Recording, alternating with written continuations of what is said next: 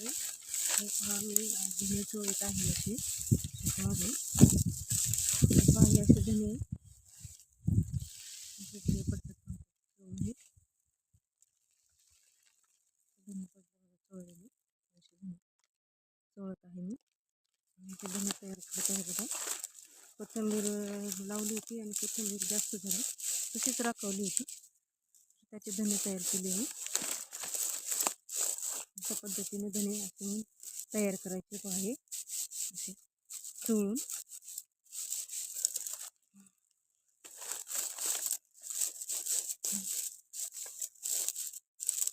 तर पहा, शेतकरी म्हणलं ना, शेतकऱ्याजवळ सर्व काही असते. शेतकरी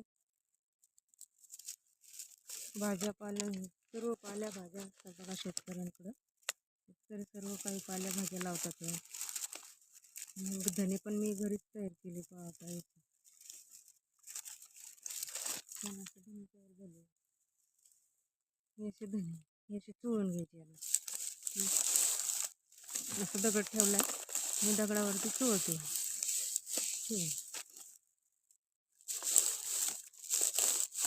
मस्त असे पडते बघा बदबद. वाळलेत ते आता मस्त पडायला का.